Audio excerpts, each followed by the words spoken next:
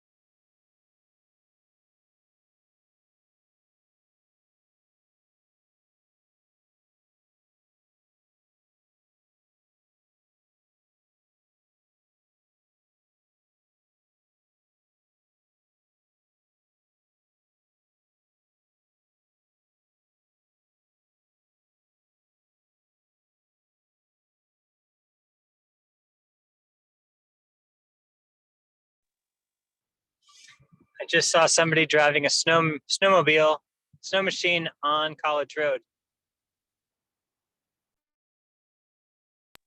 They're probably who I saw driving on Chino Pump Road. Pixar, it didn't happen.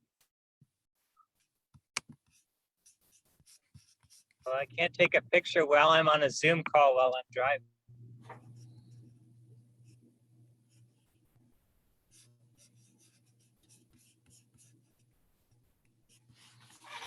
Can we do a test just on the speaker? Can someone say something?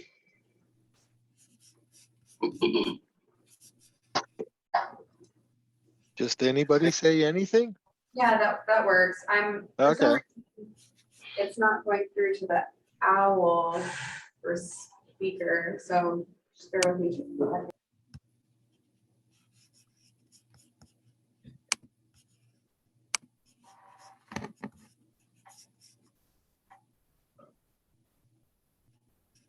Testing now. Can someone say something? Test, Yeah. test.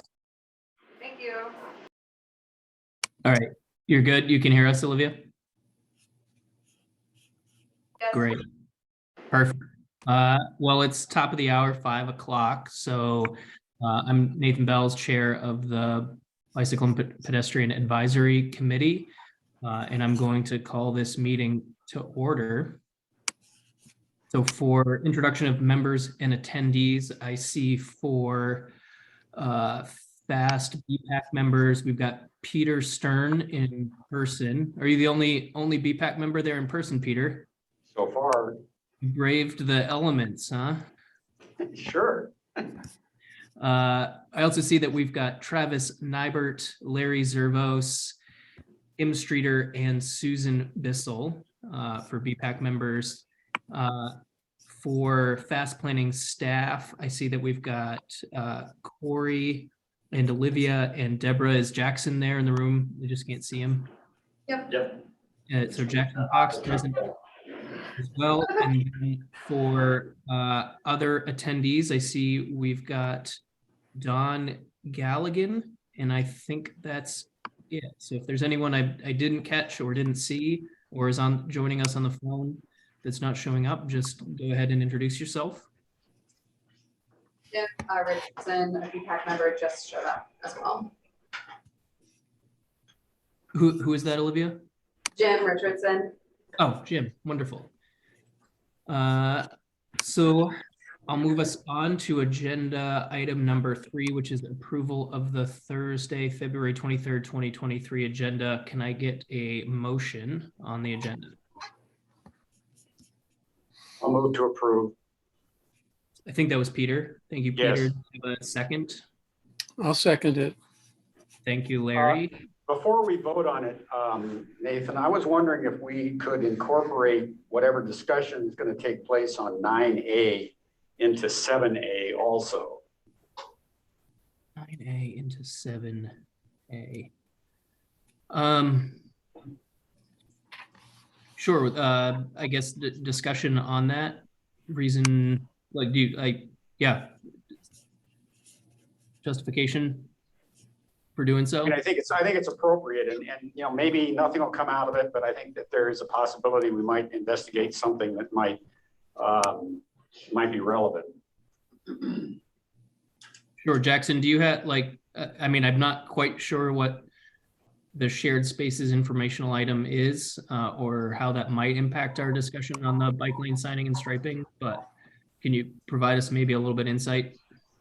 Yeah, and I just talked to Peter before the meeting here on that topic.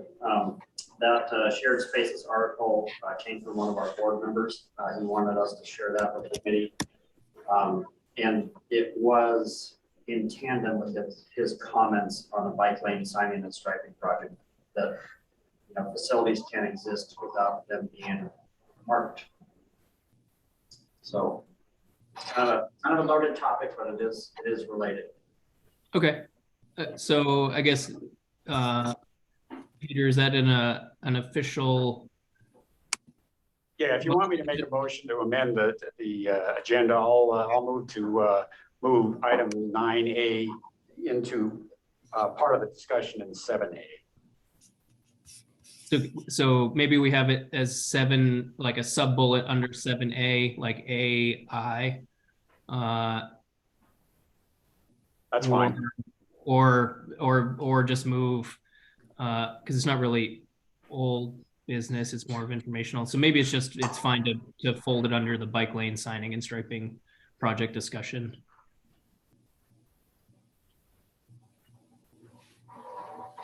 So we have a motion on the floor to fold 9A into 7A. Is there a second on that motion? I'll second it.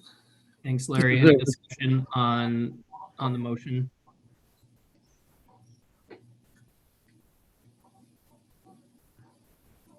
All right, anyone opposed to folding 9A into 7A? All right, hearing none, we'll move that agenda item up into 7A, and then we're back to the main motion, which is the agenda. Any other discussion on the agenda or modifications to the agenda?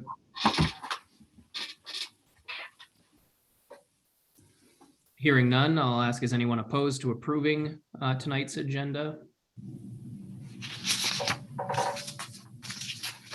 Hearing none, we'll consider the tonight's agenda approved. We'll move on to agenda item number 4, which is approval of the January 26th, 2023 meeting minutes. Can I get a motion on those minutes?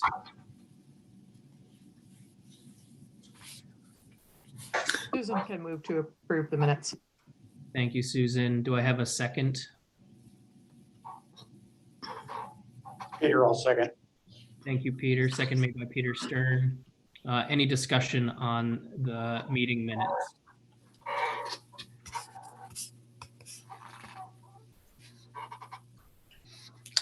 I don't know if this is the appropriate time for this, but I listened to Nathan's speech at the beginning of the last meeting, and I thought it appropriate, of course, but it wasn't until I read the minutes that I thought that I realized how powerful that was. So thank you, Nathan.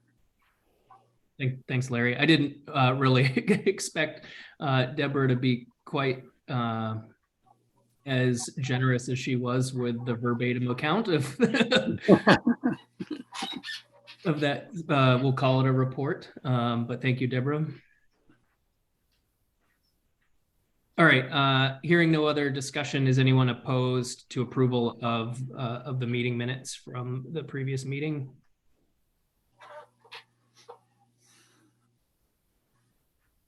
All right, hearing none, we'll consider the January 26th, 2023 meeting minutes approved. I'll move us on to agenda item number 5, which is the staff working group chairs report. I don't have anything to report this month, so I'll hand it over to Jackson to give the staff report. Yeah, just a couple BPAC related items. Olivia, if you go to page 9. Yes. So I don't have the policy board action items in here from last week, but I do have the technical committee action items, and I can let you know what happened at the policy board level. So 2 items on here, one of which is the scope of services for the transit plan updates. Both, so the technical committee and the policy board, they both recommended approval of that scope of services without any further revisions or amendments. And that scope has been transmitted to DOT planning to incorporate that into a request for proposals. Likely it will be out in the street for consultants in April. And then the next item here with those 2 meetings was the Bike and Ped Advisory Committee's letter to the Technical Committee and Policy Board with regard to providing funding in the fast improvement program in federal fiscal year 2027. The Technical Committee discussed that item and felt that they didn't necessarily need to act on that now. And they wanted to, they recommended that the board just table that and address it when it gets closer to 2027 and future amendments to that funding plan. And then at the policy board level, after reading the letter and reading the motion that was made by the technical committee, did not take any action. So they didn't make any motion. However, next month on March 15th at the next policy board meeting, that's the meeting in which they will approve the transportation improvement program for 2023 to 2027. I am expecting some possible amendments or changes to that funding plan at that meeting. So they have one more opportunity to resolve this comment from the committee next month, and we'll see if they act on it or not. 2 more updates here, beginning on page 10. You may have read about this in the newspaper, but we did sign the cooperative agreement with the state of Alaska to form a pilot regional planning organization for the Fairbanks North Star Borough. So that was signed on the 27th. Gives us a little bit more seed money for our organization, an additional $30,000 to continue our work through the summer. The goal is to develop a funding plan with a cost share between the state and the borough to accomplish that work. And that funding plan likely will go before the assembly in the fall of this year. But if we do get sufficient funding between the borough and the state, we will be opening up a new full-time position of fast planning, that rural planning work along with us all. And then my last update is I did attend the House State Affairs Committee today. House Bill number 8 was on the agenda for invited and public testimony. And I provided, for House Bill 8, I provided testimony alongside Lee Hart, with the Alaska Outdoor Council, providing general support for House Bill 8, but I did let everyone know that the Bike and Ped Advisory Committee will be looking at the language in that bill here tonight and to offer up any amendments to the language. But in general, just said that fast planning supports this, but we are looking at it and might be providing comments to Representative Carrick's office. And that concludes my report. Thanks, Jackson. Any questions for Jackson on the staff report? Yeah, this is Peter. Have there been any things come in on the CMAQ money for maintenance equipment for the state or the city or for the borough? Yes, yeah, that's a good update here. So the project nomination period is closed for our CMAQ and carbon reduction program funds. We received close to 30 applications from all 4 member agencies and then some outside organizations, including the railroad, Fairbanks International Airport, Forest Thompson Cultural Visitor Center, even the operators of the downtown parking garage. As far as maintenance equipment is considered, Max Transit has requested funding for an articulated tractor to do snow removal in front of bus stop locations. And the city of Fairbanks has asked for funding for 2 new sidewalk snow removal tractors. One would actually be a tractor with different attachments. The other one is that snow raider that you stand behind. It's like a snowball, has wheels. So Those were the three pieces of maintenance equipment that were requested. Everything else are unrelated projects. So nothing from the state or the borough? Well, Max Transit, the borough, No, I'm talking about Correct. DOT, yeah. but yeah, no equipment requested from DOT and no equipment, say, requested from Borough Parks Direct. I was hoping they would apply for a rumor, but that didn't happen. Thank you. Jackson, I have a question on the House Bill 8 topic. I might not have heard you, but, and maybe you said it, but there wasn't any action taken on House Bill 8 at the moment, or there was? There was no action taken on it. Today's State Affairs Committee meeting was simply an opportunity for invited testimony and public testimony. Then members of the House could ask questions of folks that provided testimony. Gotcha. Okay. And in general, I think there may have been about 10 people that testified, and 9 out of 10 were in support of the bill. One was not in support of the bill. As someone you know. Interesting. Share. It was too convoluted to summarize that for everybody tonight. Okay, but it was Mark Grover.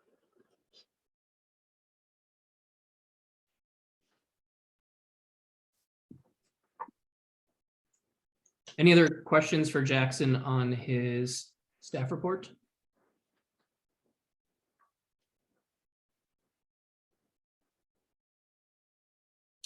All right, hearing none, I will move us on to agenda item number 6, public comment period. So if there's any member of the public with us this evening that wishes to speak or speak to anything that's or mention anything that's not an action item this evening, go ahead and speak up or unmute yourself or raise your hand or whatever you want to do.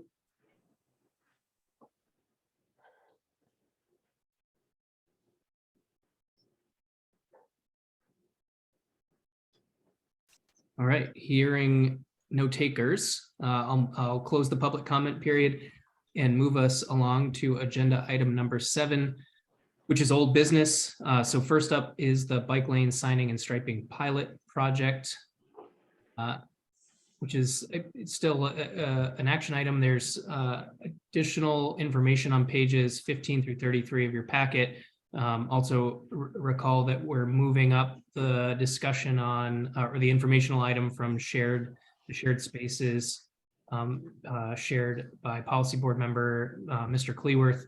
So maybe Jackson, we start with that, or I guess it's like I'll leave it up to you and Corey to choose as to whether we start with the shared spaces discussion.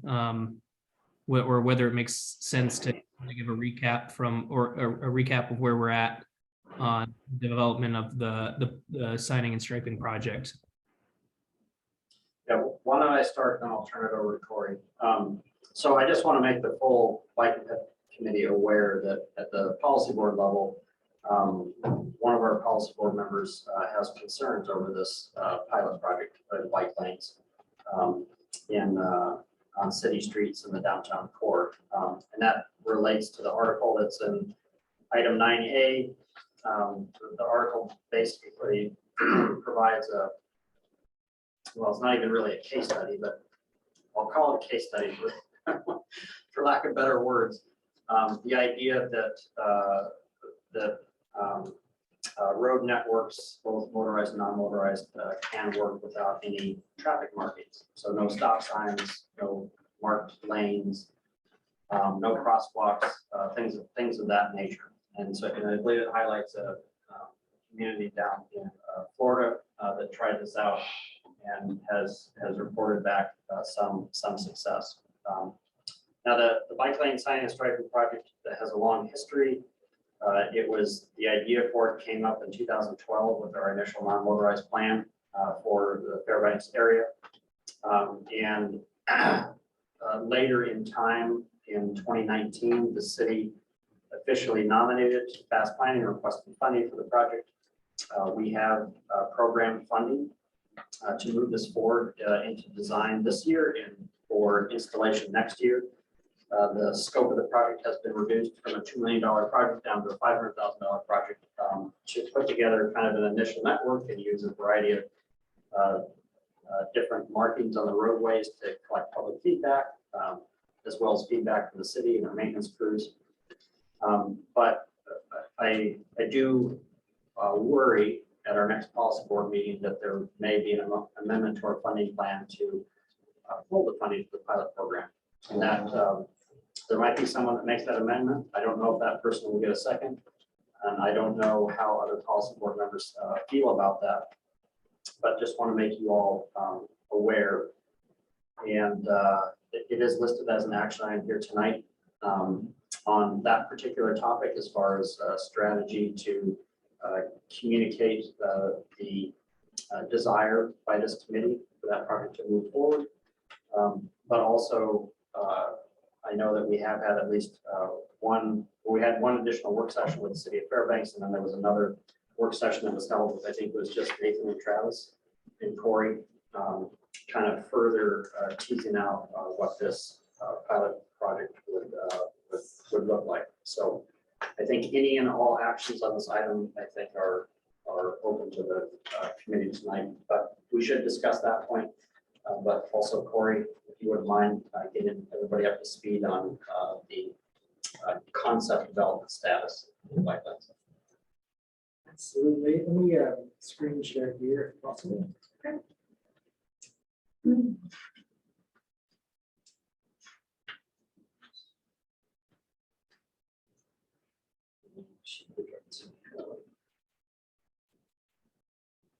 See if this works. Earlier I was having some difficulties with sharing on Zoom. One second. Just need to switch over.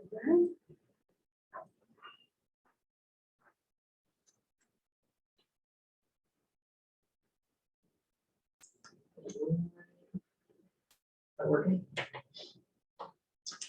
If not, if this doesn't work first pass, I'll hand it back to you to scroll us through it. Yeah, if you want to pull it up. So while Olivia's bringing that up, during, let's see, February 13th, we had a joint work session with a number of BPAC committee members, as well as folks from the city, Jeff Jacobs, and a number of others. We discussed some of the material that you can see on pages 15 through 33 of the packet. We'll kind of go down through those briefly, but essentially we started looking at potential road designs and cross sections, different marking types, and we laid out the ground rules for how this system will be developed in its first iteration. Can I scroll through these as you go? Yeah, I'm just turning this fan on. So that session kind of led to a series of other ones, which we don't have the material contained in this packet on, but I'd like to release after this meeting to share. But we'll go through these briefly, and then I'll summarize some development that occurred on Friday between a couple of BPAC members and myself, trying to really flush out some of the critical points of the system. So for the next, you zoom into overview challenges. Yeah, there we go. So what we want to do with this packet is this is part of our final deliverable that will go out to the city. It essentially is intended to lay out how this project is hoping to function under best case scenario. And then it also gives kind of high level some of the challenges that the project faces, design criteria, and then ultimately goals. We want to iterate it, or we want to be clear with this deliverable that this is based on a lot of other published material from around the US, from the state level and the federal level. And we're not making up solutions here. A lot of these have already been vetted in a number of communities. Next.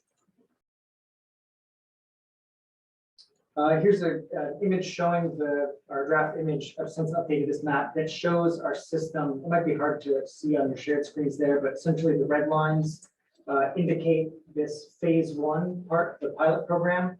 The green and orange lines are connectors from the bike and ped map.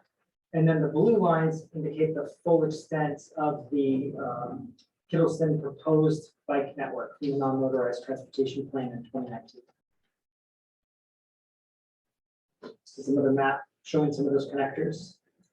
So if you look at that, if you scroll back, actually, the bike lanes that we're proposing really connect in a lot of those large gap areas that you see in the downtown core and then south of the Airport Way to the east of the airport. So again, we're trying to make sure that we're not creating a lot of redundant effort here where we're putting in material into gaps. As we looked at each of this, part of our reference point was the vehicle counts, the average daily trips. Is that it, Jackson? What's the acronym there? Annual average daily trips. Average annual daily traffic. Traffic, there we go. Traffic volumes. Yep. So those numbers inform essentially the kind of treatment that's recommended, and with a threshold number of 1,000 trips. Anything over 1,000 trips, it's recommended you do a painted lane. Anything under that is fair game for a share type market. Next.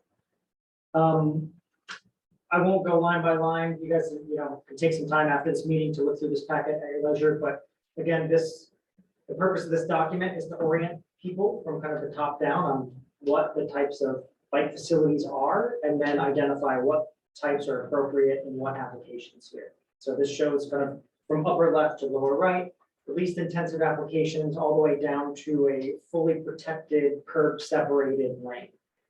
That's not something that we're intending to do with this effort. One of our ground rules for this pilot project is a paint only effort. So anybody that wanted to have a heart attack can relax. Not cutting any curves with this project. Next. A bit more information, kind of technical stuff about bike boxes, how we can demarcate these lanes temporarily. This material is getting tightened up for our final document.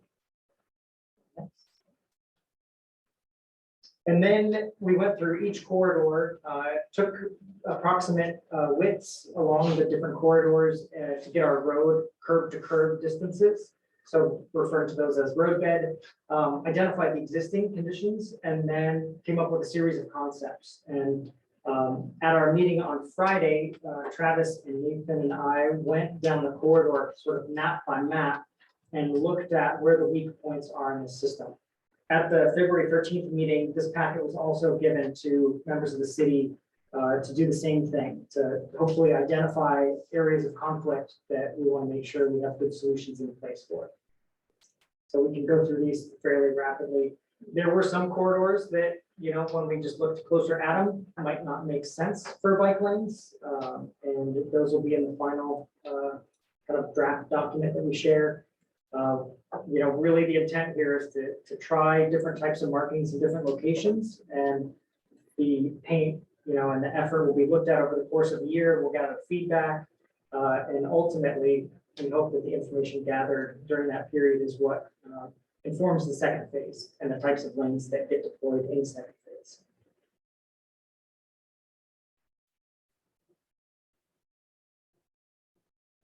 And that is pretty much it. Any questions? So on Illinois, where it's got the more permanent paint, what is our recommendation going to be there? Because obviously we aren't going to be able to change the existing paint. Yeah, we flagged the roads that have methyl methacrylate in them. We're not going to scrape any of that material up. Go back to Illinois. Yeah, go to the northern one. There are some situations, like this is a good example, where the road lane widths and the roadbed widths are too tight. There's methyl methacrylate paint in the ground. There's just too many things that are sort of pushing back against bike lanes given its width. And in these circumstances, we're basically coming up with, here's our preferred change to this corridor. It can't really be realized in a safe way in this phase one, but what we recommend here is that you widen out the sidewalk on this side and then you create more of a multi-use path and you don't mess with the roadbed. So we'll have those types of solutions identified. So on this one, even though we're showing a concept one with paint, we're sort of stepping back in some of these areas where there's complexities with the paint on the ground. I know in some circumstances that paint can be painted over temporarily with black paint and then power washed back off at a later date. I don't know if that's a possible, solution here, if we're gonna try that, but that may be one option. Did we talk at all about contour bike lanes, for example, on Barnett, which is a one-way street? Mhm. And so you're putting the contour lanes on one side as opposed to being on both sides. What issues might there be with drivers and not paying attention to traffic coming in the other direction? Yes, So yeah, you wanna feel it? on Friday, we talked, and it does create a little bit of a weird situation at the north end of Barnett, but on Friday, we talked about putting the bi-directional bike lane on the east side of Barnett so that the northbound biker would be next to the curb and the southbound biker would be next to the southbound traffic. Yep. So there would be no need for that bright yellow. Yeah, the concept 2 goes away, so we don't have to worry about that. So it's, yeah, so like that bike lane would be going north against traffic, but it would have a southbound bike lane between the southbound traffic and the northbound bike. Other side of the street. Yep, and then to the right curve edge. So these arrows need to put, No, so the arrows will continue going down for the traffic, but the bike lanes just slide them over to the other side of the Oh, I road and see. slide the traffic. Easy. And then also, there's already, like, when you're coming across the bridge from the north and you're crossing first, Can you zoom in on the map? over there's there? already like a big door strip on that side. So that door strip on that side would just turn into a bi-directional bike lane and Continue down. then continue down. That's really smart. And we checked the length That's- of the corridor. But there's also still the option of doing one on each side. But I don't really like the, like, opposing traffic and biker without some sort of protection.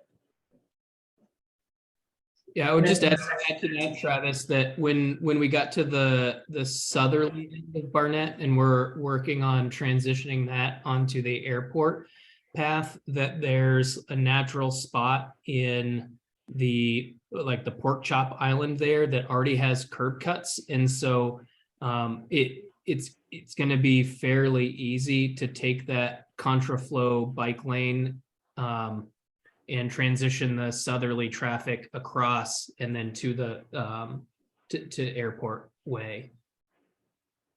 And then we also at the same time talked about the those little flexible, you can kind of see them in the rendering that Corey and Olivia have there. You can barely make out the shadows in concept 1.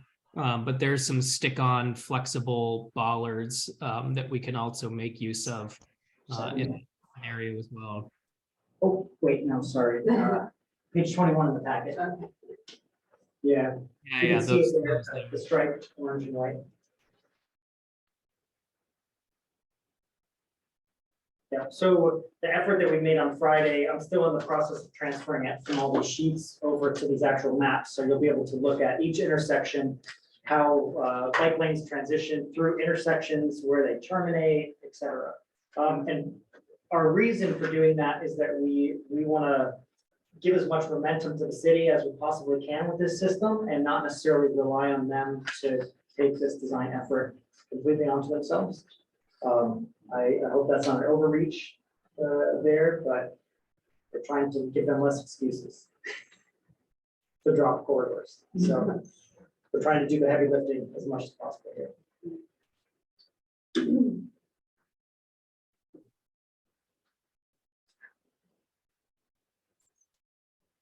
So in summary on this bike lane piece, there's a bit more writing that I worked on and floated out to Nathan. That's sort of this front end justification for the project, why it's important, why it's relevant for our community, et cetera, that will kind of travel as an introductory sheet with this. And I'd like the whole BPAC group to take a look at that, make sure that it accurately represents the project. And then we can ship this off confidently, knowing that it says everything that needs to be said, and it's not just a series of maps without much guidance. Do you want me to pull that up? The system mission statement? Oh, no, it's okay. I'll email that. Okay. So just to bring the item 9 issue into the discussion, I've talked to Councilman Cleworth a little bit about his understanding of what he's proposing, and he does recognize that it's not a concept that works in a high traffic volume situation. And if you look at the city, basically almost every subdivision in the city is in a shared roadway situation. They don't have bike lanes, they don't have sidewalks, and basically, the vehicles have to share the roadway with pedestrians and cyclists. So it kind of makes me wonder if, as part of this signage project, we might want to post some signs around town reminding drivers to be sharing the roadway with bicyclists and pedestrians, and see what kind of feedback we get on, from people that are being told something that they should already know, but isn't covered necessarily in the driver's manual. And the other thing that's kind of interesting here is that we have a situation downtown where it's not legal to drive on the sidewalks. And so the bicycles are forced onto the roadway, and there won't be any bike lanes because of the design of Cushman and the widths and stuff like that. So should that be an area where we might want to put up some signs saying share the roadway with bicyclists and see what happens? I mean, maybe we get positive comments, maybe we don't. But if we wanted to pick a subdivision to play around with, I was looking at Hamilton Acres the other day, and I'm kind of wondering about C Street from Farewell, because it is also a MAC transit route, and it leads across Trainer Gate over to Baranoff and Craig, which don't have sidewalks or anything. And both those streets lead to Ladd and Tanana Junior High. And so it might be a corridor where putting up these reminder signs might be beneficial, and again, see what kind of feedback we get. I think adding a signage page into our packet related to bikes would help really round out that discussion. Certainly, I mean, we talk a lot about the horizontal markings and some posts and bollards, but I think if we discuss some temporary signage, like, new traffic condition, alerts, things like that. But it would certainly be worth having here's the existing bike signage that we've got in different places, like, bike lanes, or not bike lanes, but bikeway. There's a number of those, but adding a page that says, here's what we've got, and here's some new ones that we would suggest that would be installed in concert with bike lanes or in these neighborhoods. I know there's precedent for just putting sharrows down as a sort of reminder to vehicles, and it's a pretty low stakes thing to do. It just reminds motorists that, there's bikes sharing these corridors in residential streets and not to go super fast. Unfortunately, a lot of these roads sort of suffer from being too wide for what's necessary, given the design speed and the character of the houses along it. But I think that's a great idea to. Yeah, I don't know that we need to paint anything there. We just put up signs on existing signposts that say, just remind the drivers that they're sharing the roadway, and see what happens. Yes, I have a couple questions and ideas about the article. I guess my first question is, when it says cities such as West Palm Beach and Seattle have delved into these shared spaces, like what shared spaces are those? Like, are they in a downtown area? And if so, are they like downtown on alleys or side streets? Or are they actually on collector arterial streets? Because we're not really proposing to put a lot of bike lanes on. I mean, we're already not proposing to put bike lanes on streets like C Street that don't have sidewalks and don't have any paint right now. We're not suggesting to put new markings on places that are already shared. And then I guess my next point would be, well, the one place downtown that has low traffic volume and potentially low traffic speed that we're already proposing to put some sort of treatment on is Lacey. We could propose not to put bike lanes on Lacey, but instead put like share the road things all over Lacey. But without doing anything but paint, you're not really going to slow down that truck that wants to go 30 miles an hour, or a car that wants to, race around the corner without looking much for bikes. Travis, you've hit on I think the critical piece of what this shared street model is versus what we're trying to accomplish here. So I think one thing that this article is void of is an acknowledgement of really in my opinion, the first person to propose paring back the infrastructure that we use when designing roads, and that is things like signage, things like traffic lights, striping on the roads. And this was a gentleman from the Netherlands. He was a Dutch road designer. His name was Hans Monderman, and he successfully in a number of projects, mind you, in the Netherlands, where they took away all striping, all signage, all lights, and in doing so, were able to convert some of these spaces into very safe spaces. And his mantra was, if you treat people like idiots, they'll behave that way. And by taking away the signage, the striping, and all of these elements that we in the United States have just come to assume belong in roadway environments, that in taking all of that away, the roads appear to be less safe than they actually are. And so people are more safe when using them. What you're doing is putting a higher level of road responsibility on the user, rather than just herding them around like sheep or goats in lanes and on sidewalks.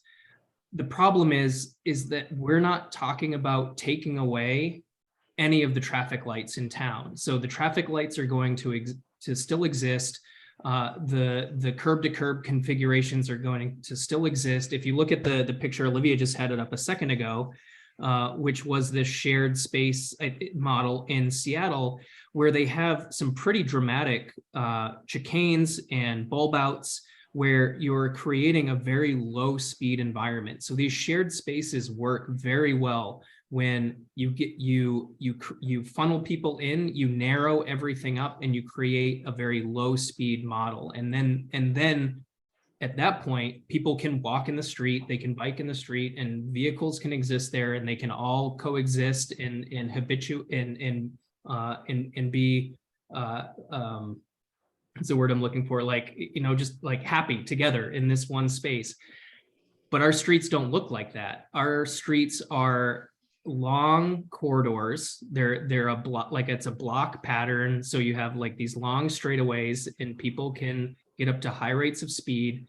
And so having a shared space model in that type of environment doesn't really work. And so we're kind of stuck in this middle ground where we're trying to integrate new elements that make it a little bit safer for bicyclists, I think is the main intent. But that what it also is doing is signaling to motorists, people in vehicles, that these other modes have a place in the roadway. And maybe signage works, like Peter said, maybe we can throw up some signs that say share the roadway, but a good approach in road design, and this isn't to say that every engineer does this, but the best approach in road design is to do things that are physical in nature. So, in the previous photo where there were chicanes and bulb outs, and you narrow streets down, and you force people to go slower because everything is so constricted, that's the best way to elicit those types of responses from the road user.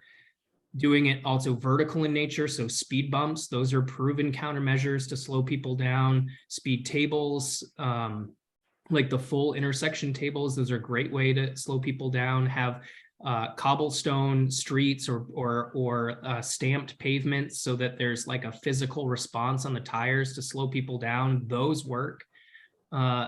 The problem is when you start to put too much paint and too much signage all over the place, it just becomes visual clutter. And so I think part of the problem with this bike lane signing and striping project that we're going to have to be cognizant of, and why I think we're trying to keep it as small as possible and choose the low-hanging fruit, is that we don't want to go overboard and create too much clutter, because then people aren't going to see it, because they're looking for so much else at the same time. They're trying to find their destination. They're trying to figure out which, like, where the creperie is. They're looking for, a sign for 3rd Ave. And you start throwing other signs and other striping in that, and it just becomes information overload for a person who's using that road. Now, that said, the problem is that we bring bicyclists into downtown and they've got nowhere to go. We dump them off on a street, and there's no like logical way for them to navigate the downtown space. And what Corey is not sharing is that and there will be an opportunity for the committee at large to comment on it, but is what's the real purpose of this project? And the comment that I made to Corey yesterday was that, like, we need to we need to really drive the point home that for those who are the naysayers about, like, allowing bikes and creating bike spaces downtown, is that if we create a logical network for bikes, if we create some consistency in the way that bicyclists use the downtown network, that we're going to make them less of a nuisance to the motorists, because we're going to pull them from other corridors. We make a very easy way for them to get into downtown and to navigate through the downtown environment, and then everything's going to work better. So we have to, like, for me, it's all right now, it's about finding a balance between not going overboard and doing too much signing, too much striping, but also creating those corridors that are dedicated to those types of uses. I'd like to point out that C Street and I believe both Craig and Baranoff have speed bumps on them. So you've already got that engineering in there to slow traffic down. So that's another reason why I thought that they might be good candidates to put up a few signs here and there about sharing the roadway. And they are routes to schools, which would be another way of perhaps getting more feedback. And yeah, I agree. We don't want to put up too many signs. I do have a question about the signs though, and that is, what is the duration of this project going to be? In other words, once we hit winter and the city starts storing snow in the bike lanes, are those signs going to come down? What's our plan on that as far as what we intend to do? Well, it's a 1-year project, and we want to be able to gather feedback from users of the network throughout every kind of climate condition that Fairbanks is going to throw at them. So I would presume that everything stays as is, unless there's some safety issues that need to be addressed more frequently. But any signs that we put up would stay there. If they get occluded by snow or something happens that's unforeseen, we document it. We already know that it's an issue, and there's some concerns at the city level about the expectation that bike lanes are cleared following a snow event. And it's, there's an expectation that sidewalks get cleared or even roads get cleared. And I think it's understood that things happen at a certain rate and users, adjust to that. I don't think that we want this project to die because of the perceived fight for having them cleared immediately, having the bike lanes cleared immediately, which was my sort of read on how the city was responding, is they were super worried that if we put this down, then there's an expectation and it's going to be a real burden for them in order to keep it up. One interesting thing on that point, or one comment on that point, is just that, like, we made a priority list of non-motorized snow clearing. It's already not being done quite as fast as we would like, but we did make a priority list. If we make the signing and striping project happen and we get feedback saying, oh, I wish this corridor was plowed in the winter,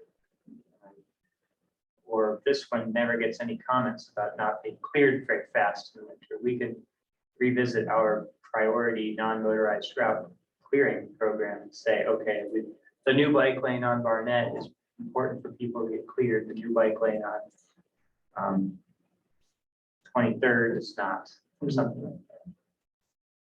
Well, I think in many cases, the bike lane as a storage place for snow berms. The problem is that it's not even a clearing question, it's a question of snow removal, which is a completely different animal and fairly expensive for the city to do, which is why they prioritize how often they go through these areas to actually remove snow. And so, you know, it's likely that a lot of these lanes are going to remain impassable for large sections of the winter. So one thought on that, I started a couple of days ago taking drone photos of each one of the roads on our corridor here from the top down, kind of a pre-storm condition. And then I'm gonna go out, you know, potentially this weekend and do the same thing and sort of look at how the lanes constrict based on snow buildup, you know, when it gets pushed to the side of the lane. And what we found doing a lot of the cross-section work is a lot of our lanes are significantly wider and more spread out than are even necessary when there is snow stored along the side of the road. So in areas where we're suggesting a 6-foot bike lane on the side of the road, 3 of that will be eaten up by snow or something in that realm, which still leaves you some visible bike lane underneath that. And the road, you know, there's still a completely intact drive lane for vehicles there. So it's sort of, as the road constricts down like that, I suspect that these start behaving more like sharrows during those gap periods, which I would say paint marking for half a year in a safe configuration is better than none because of, you know, condition like this. Especially because the majority of people riding bikes are doing so in the summer. Yeah. That's my thought. We don't have great counts, but. One other issue that I brought up to Jackson, and it's not one that we need to address right now, but we've heard from the Fairbanks Police Department that they really can't do much enforcement on anything on a non-motorized situation. But it just made me wonder what tools they might need to produce any enforcement related to bike lanes. And maybe that's a discussion that they should be involved with, and they can decide whether the city code is adequate, should they choose to do something or not.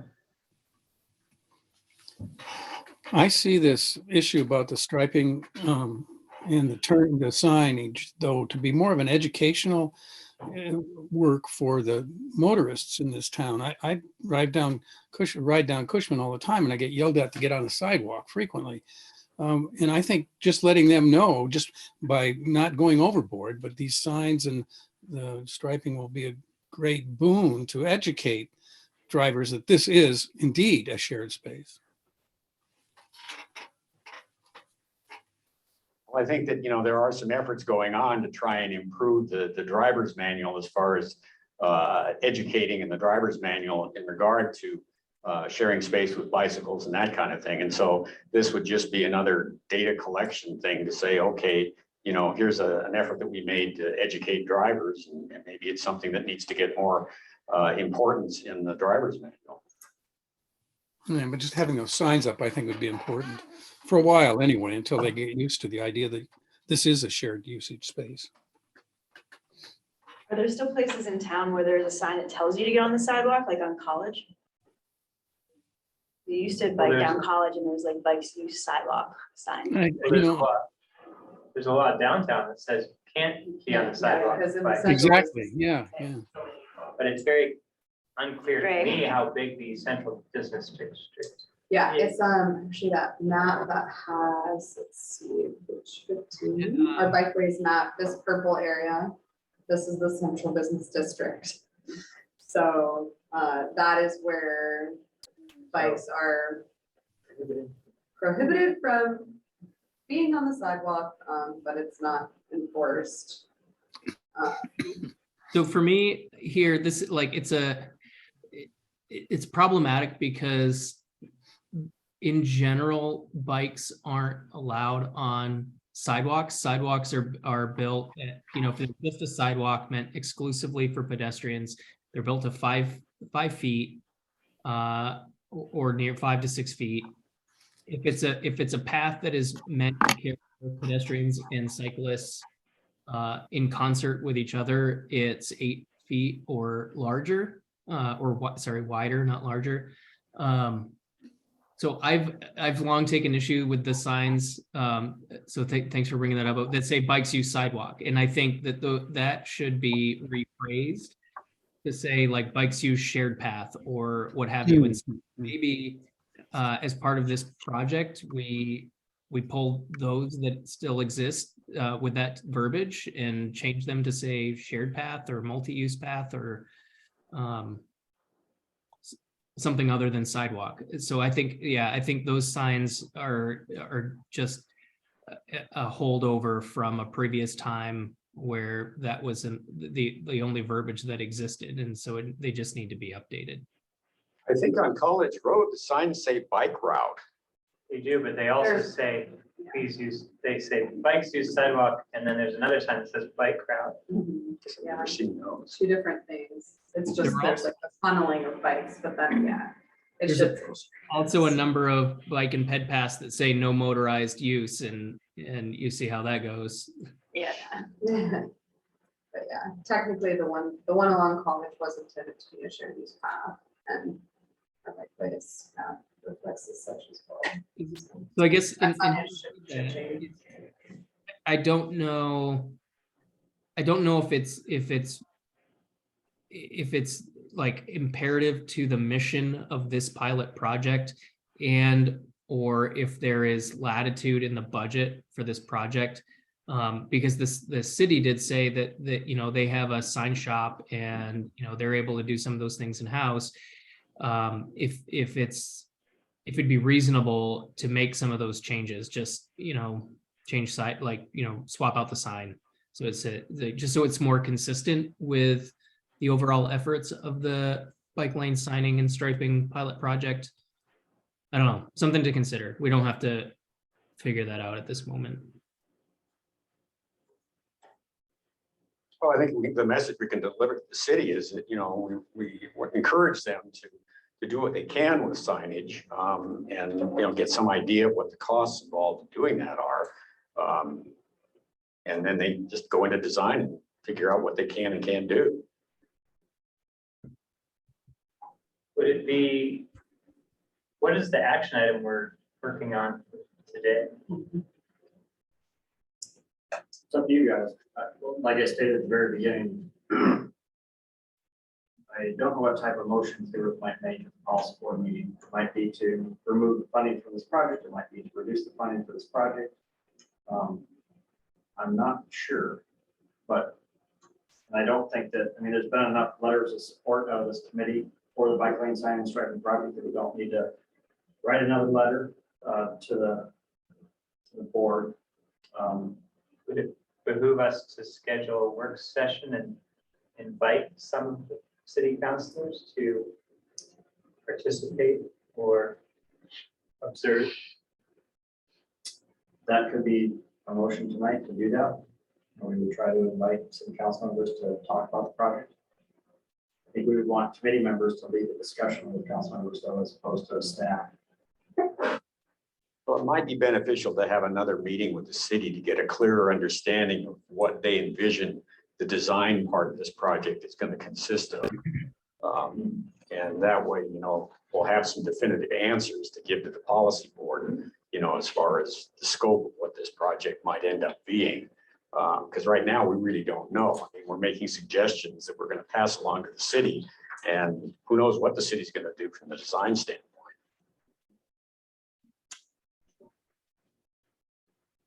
Well, I also feel like there's a couple levels here. So there's the city and city council, and then there's also policy board. And it sounds like perhaps like, you know, we've talked with some of the maintenance folks and they're cognizant of the challenges related to winter maintenance. And we've told them that yeah, we're aware of that as well, and that there's no expectation that they're going to be funneling more money to make, you know, to keep these routes clear during the winter, at least at this juncture.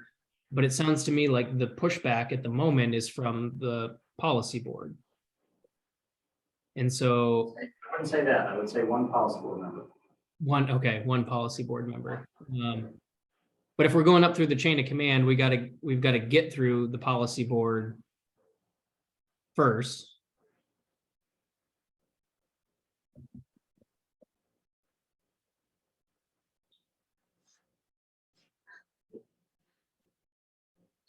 I don't hate the work session idea. Like that could work. It's just whether or not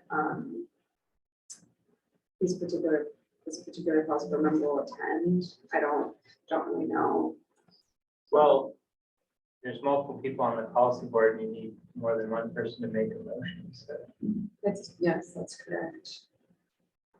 having other policy board members understand the project is just as important as having the current skeptical policy board member Yeah. understand the project. But I think going into this with a clearer understanding about what the design's going to be and what the understanding that Public Works is going to have on it, which is hopefully going to be positive as long as they don't view too many restrictions being put on it, it's going to be beneficial as far as gaining the support at the policy board level to just let the project move forward.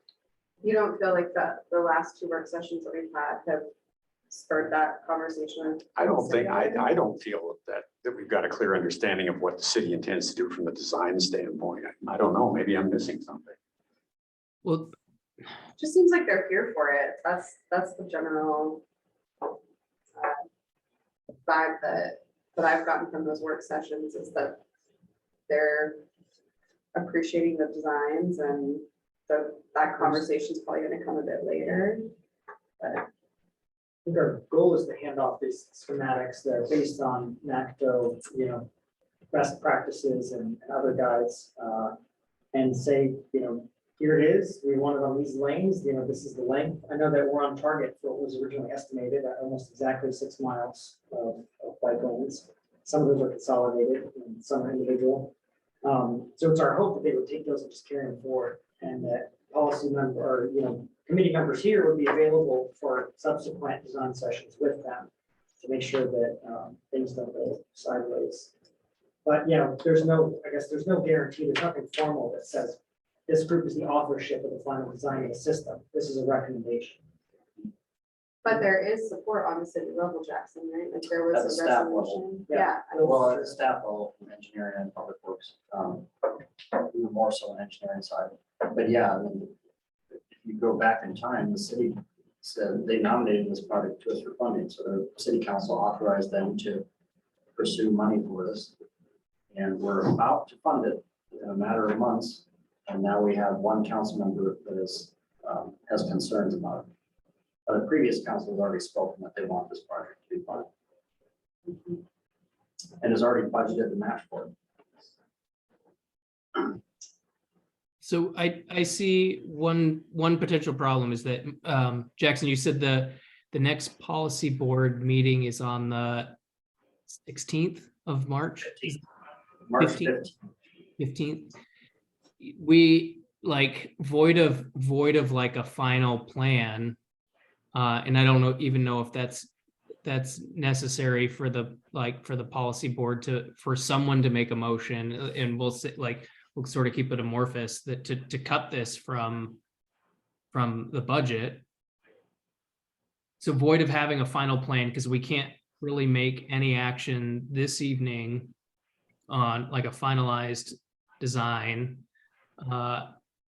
That I think all we really can do is encourage BPAC members to show up at that policy board meeting and provide comment in support of this. Because you're right, we've written letters in support of it. I think we've got engineers and staff at the city that are in support of it.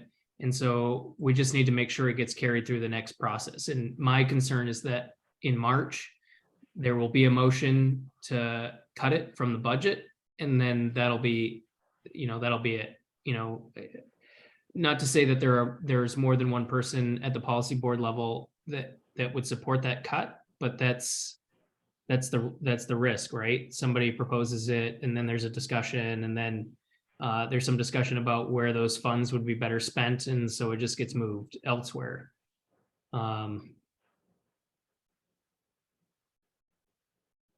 I guess I'm trying to picture what the move is right now at this meeting for us to take, if we do want to take action on it right now.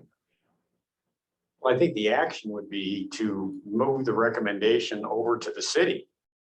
And, then they can take a look at it and they can weigh in one way or another prior to the policy board meeting. But at that point in time, kind of our work is done from the standpoint of, presenting them with things that we think are locations that should be covered as part of the design. And then the city engineering can speak up as far as how they think it's going to be feasible.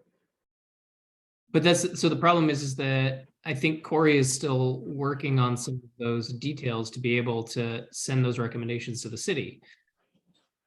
I think that by the end of next week, I should have this packet pretty much complete, and ready for any final review by this group. But we need a meeting. Oh, no, that. Right. So I guess my question then is to Jackson, which is that if we want, we would need to have a full meeting where there were enough BPAC members present. We would have to make it a public meeting and announce it so that the public can come and comment on it, and do that in such a way that could go to the city so that the city could make comment on it before the policy board sees it again. So Let me summarize this in a different way, Nathan. So this committee could call for a special meeting once Corey's done with his package. And again, we just need quorum to have the package approved. It can be delivered to the city, and we could actually do an informational presentation to the policy board early in the agenda as to what the package was that we delivered to the city. That way, everybody goes into it open-eyed as to what these concepts were, but the city can do whatever they want with the project. So, yeah, I mean, we can hold a special feedback meeting after technical, but before policy board. When's the technical? March 1st, next Wednesday, Next Wednesday. if you'd like. Yeah, that would be a strategy. And the alternative strategy was to try to get policy board members bend their ear beforehand and show them the material. And Yeah, well, the idea, right, would be is to provide them with more information about what this project's about, so they can actually see and feel what this project might construct. Well, and we could have another work session with the city, but also invite the policy board, and that could maybe be productive in terms of answering some of the questions we have about city design, city impact on input on the design. But it could also backfire. Policy board members show up and then think that we're just like kind of dithering and wasting our time. What would be the driving force for the next policy board to attempt to do that? Is there anything on their agenda that involves this? Yeah, so on their agenda next month, it will be approval of our 2023 through 2027 tip. So it would be an amendment, tip amendment that they might try. So this is going to be their last opportunity to make any amendments or revisions to the funding plan. Well, this tip amendment. This one, And there will be future ones. there will be future ones, right? And as an advisory committee to the technical committee, are we supposed to be dealing directly with the city on stuff like this, or are we supposed to be making recommendations to the technical committee on this? It depends on the topic. In general, yeah, actions out of this committee go to technical and go to policy board. But for this particular project, we're already actively working with the city, and the technical committee has already approved. They said, yes, we want this project funded. The technical committee already supports us moving forward, but policy board can do whatever they wish. So does it really look like that the policy committee would reject this based on one person's objections or dislike of it? Well, it's happened before, and it happened recently for the College Road Safety and Access Improvements Planning Study. You How made a many motion, and it wasn't unanimous, but you got the votes. And what's his main concern? Their main concern? This person's main objections.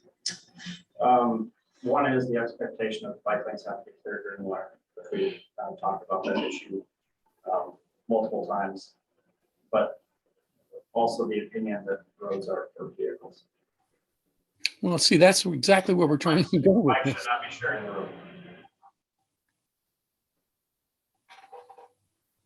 Is this minimal road design kind of a red herring? Seems like it. Doesn't seem like it's, I mean, it seems feasible on some of the roads that Peter brought up, or maybe even something like Lacey, but doesn't seem feasible on like a fast 4-lane wide Barnett. Yeah, not on these collector or minor arterial roads.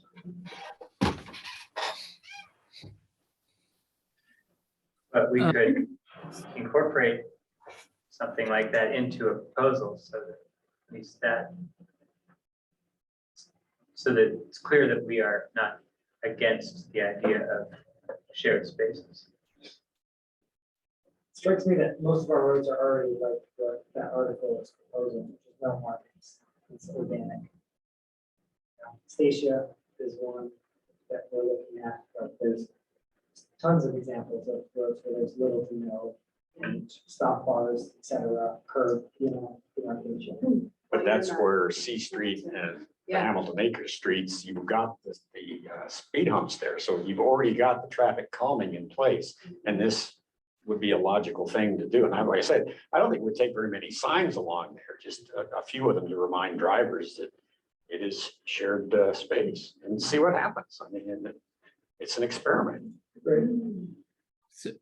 So I guess in the interest of moving things along, I think that what I'm hearing is that what we need to do is figure out a time to have another publicly announced work session that may or may not involve some policy board members, that would certainly involve some folks from the city. The question I think that we need to determine, or the question we need to answer, is whether or not that there is, prior to that meeting, another smaller subcommittee or work session where we figure out whether or not we're gonna, in addition to what Corey is working on now, either modify some of those or add in some corridors where we create a shared, more of a shared space, or a legitimate or defined shared space model, even though I think some of what we're proposing is a shared space model. So I guess what I'm seeing is the potential for 2 meetings to occur between now and when the policy board meets. And so I guess what I'm encouraging the committee to do is present a motion to that effect, which is, or just suggested, I don't know if it is an action item, but maybe we don't need a legitimate motion to do that, is just suggest, 2 work sessions, and then fast planning staff can work with us via doodle poll, what have you, to figure out when those occur. I think we do have to make motions to do new meetings, right? Not even You guys- a special meeting. If that's requested, nobody on the committee really objects to that, then. And do we need public comment first? I don't know if there's any public hears Like I said, I don't, for an action. for that action, I don't think you necessarily need a motion. So, we can send out a little poll tomorrow. This will be. We're wanting 2 before the next possible meeting, that's what y'all said. Are we having a work session and a And a special special feedback meeting? With policy board. It's up to the committee who they want to invite. Okay. A special meeting would be open to the public, but we can also obviously invite anyone you'd like for that meeting.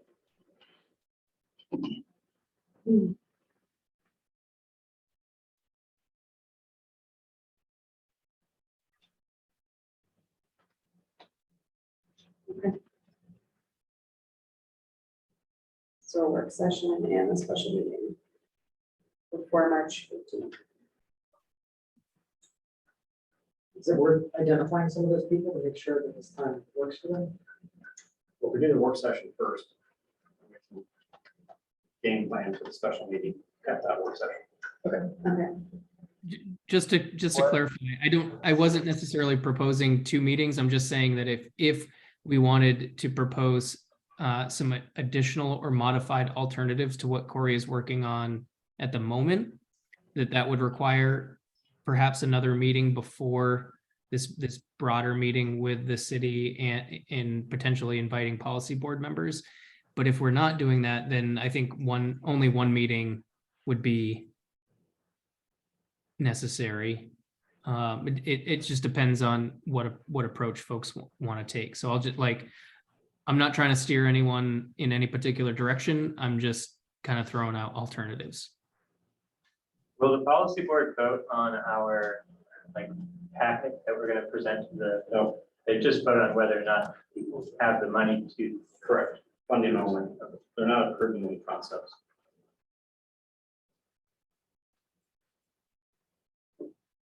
Well, is there any interest in adding additional signage, not necessarily paint on any of the streets that we've talked about?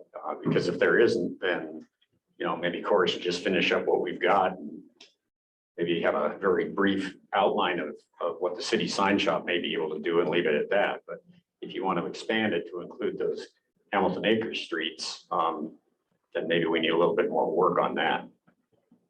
Is signage part of the signing, part of these, yeah, signing instrument? I mean, you could just make a sign that says bicyclists have full use of lane. It's not to say share anything. That's essentially what the sheriff says on the paint. I mean,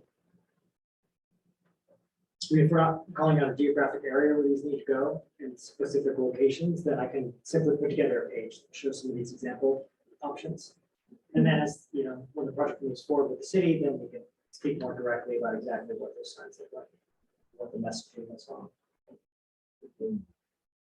I think the way to describe this project in the front is that this is, the recommendations, but it's intended to be the development and a continued conversation between the city engineering and this group.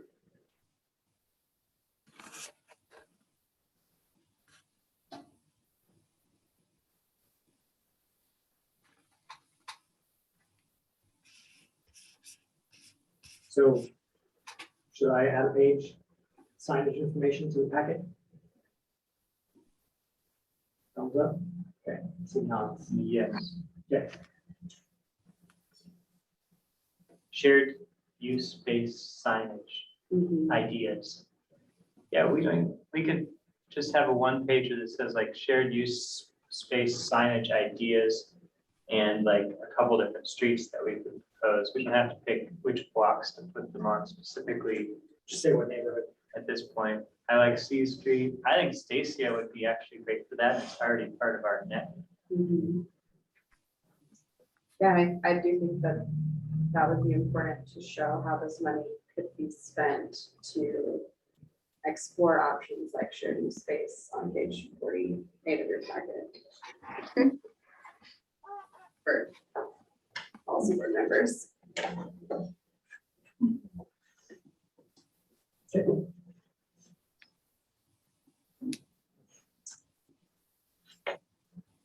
Station could be cool too, because it is on the non-motorized route priority maintenance map. You gotta come up with a different name for that. It is intermittently maintained. So even as that off street to Cushman, it is already on their maintenance network, which is pretty cool. So, work out just generally well over time. But I think that, we've got 10th going down by, what is it, Denali School, and so using the Hamilton Acres model, you've got 2 more schools that you potentially are going to be. Yeah, public Effective. schools. Yeah.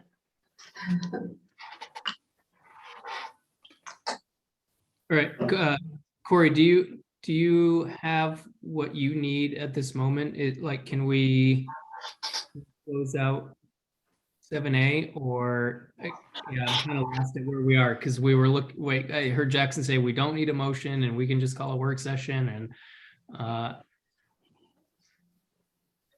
I have everything I need. Are we going for a work session and a special meeting or just a special meeting?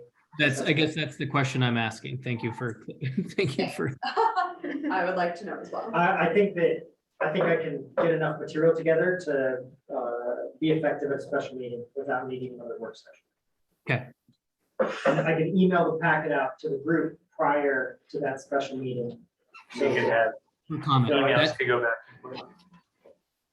That sounds like a good approach to me. Are BPAC members okay with that approach? So Corey sending out packet to comment on, and then we'll hold a work session without a special meeting between now and that work session. Between now and March 15th would be Okay, a work session or a special? special meeting. Yeah, special meeting. Sorry, correct. Just a special. That works for me. I think that's a good idea. Do we want to invite anybody from the city specifically that usually comes to our work meetings to come to our special meeting? Yeah, Phil Rogers, Jeff Jacobs. They've been the two most regular and most proponents of it.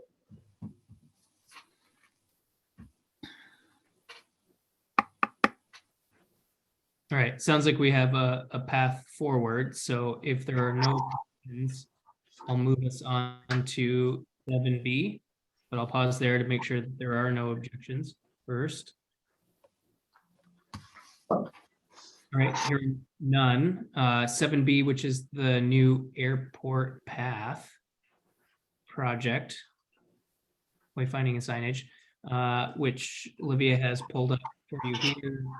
Sorry, I've lost my place and can't see the page number, but I Oh, sorry. Page 34. 34, there it is. Yeah.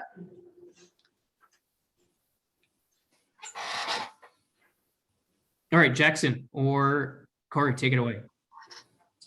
Yeah, so included in the packet is basically our final package for the wayfinding signs out of Pedestrian International Airport. These have been worked on over the past few months jointly with BPAC and Project Enhancement Committee members. And Corey and I had a meeting with staff at the airport, including RJ Stump, who's their civil engineer, and they've also served on our technical committee. And Jason, I don't remember his last name, but he's the maintenance guy. He's the guy that's out there actually plowing the path in wintertime out the airport. So we discussed with them these concepts as well as kind of the expected maintenance if these signs get installed. We did get a unanimous yes from the airport that they support installation of these wayfinding signs as well as kiosks in the main terminal with maps showing the path's location and the different destinations along that path. And of course, signs outside of the airport terminal and along the route up until you get to Dale Road, where you transition off of the airport property and you're on a DOT roadway. So at this time, we don't have a maintenance commitment from the state for additional signs along Dale and Hosselton roads, but we do have a maintenance commitment from the airport for the signs on their property and kiosks within their terminal. So Corey, in buttoning up this package here, you go to the next page, page 35. You'll see that basically what we did is we split the project into two phases, one on airport property and then one off airport property. And we did get a letter of support for this and self-nominated it to Fast Planning for funding with our congestion mitigation, our quality dollars, carbon reduction program dollars. And there will be options in the future from the technical committee and policy board to consider funding just phase one or phase one and phase two if DOT will commit to maintenance of phase two, because these will be new additional signs within their road right away. So next step is that with the 30 or so nominations that we received, our technical committee will score all these applications.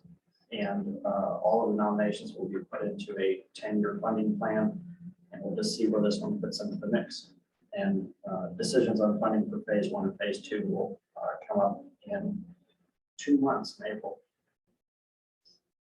So this item will likely be taken off your agenda until a draft funding plan is developed and after the project is scored, but anything else to add for it? No, yeah, it's accurate. I mean, this is as far as we've taken the design until we figure out what the funding looks like afterwards, at which point we'll develop more granular signage and precisely where it's going to go. But the overview maps that you see are probably pretty close to what it'll eventually end up being.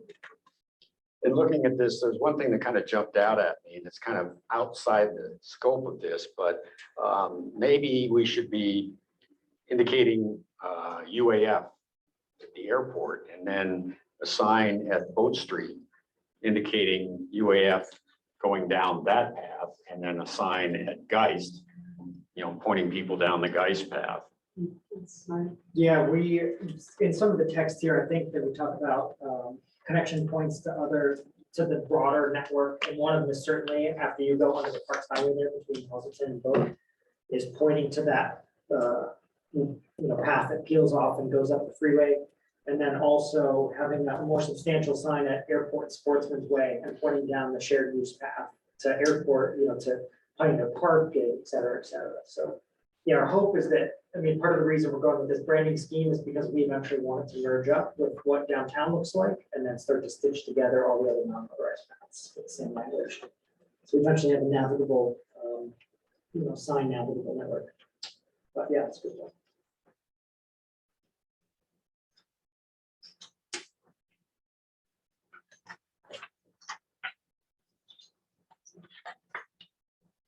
Is there going to be rental cars? That was listed as one of the potential point of interests. Yeah, the rental car A, rental car B, and rental car C. Yeah, And we'll have to validate those are all still active. I try to pass them every day, can't put their names on the sign. Right. Otherwise, we're advertising. but they will show up on the printed map. So But yeah, I just wondered, just the example sign content doesn't have rental car. oh yeah. It's on the sign schedule.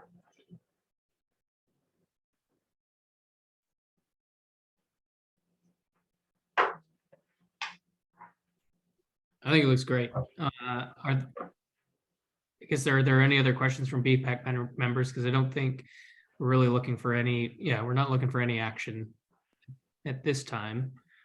No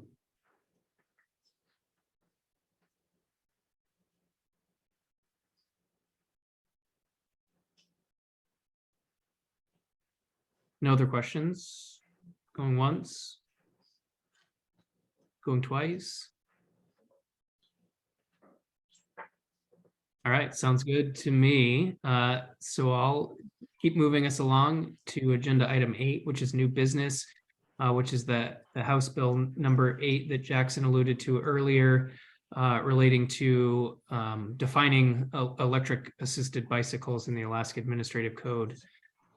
We are proposing to have this as an action item, and I guess the reason being is to make sure if the BPAC wishes to do so, that we have a chance to provide a formal comment to the State Affairs Committee on this. And so if the numbers still hold, it's pages 40 through 47 of your packet here. And I drafted up, I used, for context here, I used an example letter that Lee Hart provided, that I think Jackson, do you recall this? It was maybe out of Juneau or maybe it was Ketchikan. Anyways, somebody had already drafted a letter. I took that, modified it slightly. Larry provided some comments on it, and then Travis earlier today had mentioned maybe we want to consider putting in there the stipulations about 750 watts or less on the batteries, which I think could be useful. But at least a starting point for us to start the discussion. It is listed as an action item, so we can modify it or scrap it or approve it or whatever you folks want to do. But I guess the hope is to move this along so that the BPAC has a voice and on this House bill. So I'll leave it at that for the moment and turn it over to Jackson if you got anything else you want to add. Yeah, I've got two comments and then one question for the committee here. So my first comment is, this is kind of an important topic that I would really like to take this letter through the technical committee and policy board for their educational purposes. About e-bikes. I don't think there's going to be any objections to moving the letter forward, and I still want Nathan to sign it. But we have plenty of time to take this through these other two committees over the next 2 weeks. So in any event, I'm hoping that the motion tonight just doesn't authorize Nathan to go ahead and sign a letter and we turn it in. But I would like to use this as a tool to educate, again, our technical committee and policy board members and our local mayors about this House bill. Especially with our local mayors and their discussions with interior delegations, so legislators from Fairbanks, when they end up voting on this bill on the House side and the Senate side, that shows that we have local mayor support for the bill. So that's one comment. The second comment is on the letter, the paragraph below the first set of bullets. The first sentence says, we also ask the bill sponsor or committee consider adding language defining the 3 classes of e-bikes. But as you'll see on page 45 in the current version of the bill, you can go to page 45 in the packet. Those 3 classes are defined and would be in state statute. So we're asking them to include that in the bill, but based on my read, those 3 classes are already in the proposed language for the bill to be added to that definition. So that's another comment that, perhaps you may want to change the language in the letter to just acknowledge and support that 3-class system. And then my last comment is, and this is from my communications with Representative Carrick's office, is that when we get into these 3 classes of e-bikes, I don't know that she's necessarily in support at this time of making it state law to exclude class 3 e-bikes from non-motorized facilities. That might be better done at the local level. So at the city level or borough level, to write ordinances to decide which classes of e-bikes will be allowed in non-motorized facilities and which ones will not be. So so she said, well, whatever the bike committee's comments are on that topic, we'll take them in.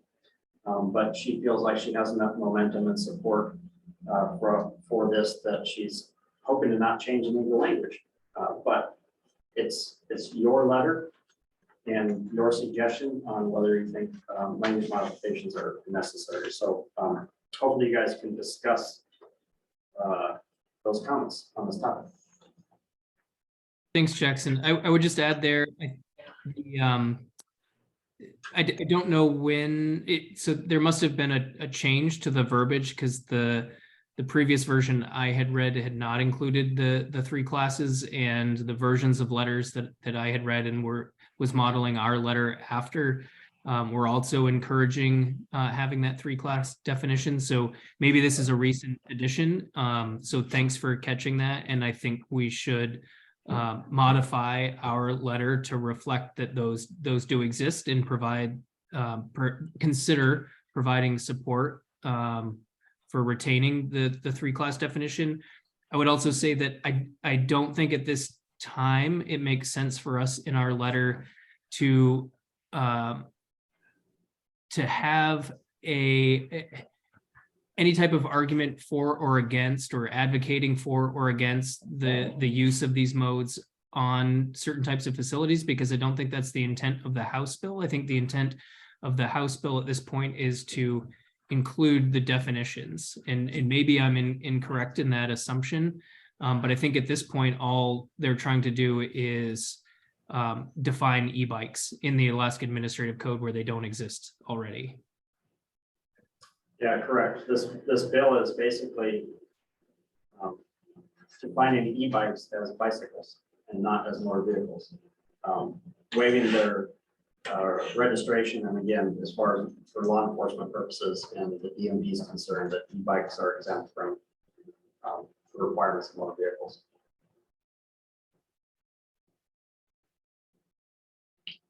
So I've got some questions about the classes, among other things.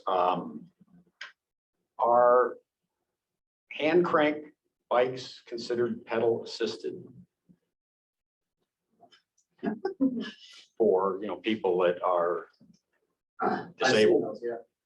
It would be pedal assist is like if the motor makes the pedals go after a couple strokes. So if it had a motor that made the pedals move after a few strokes, whether it's your feet or your hands pushing it out, assume Yeah, that would be the key. electric bike, pedal assist generally means that there's a motor in the hub of the wheel or in the, where the crank arms come in from the pedals.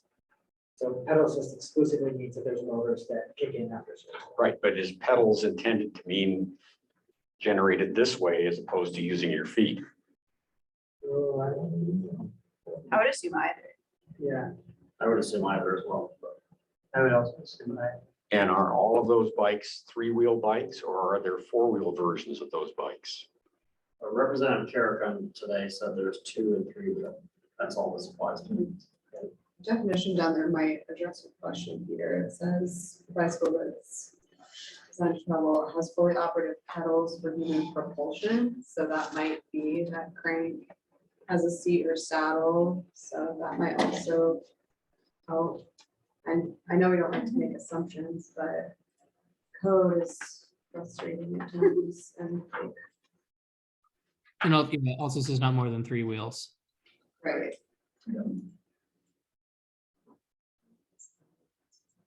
So why? Otherwise, you have an EATV. Or is equipped with an electric motor that has a power outlet. So.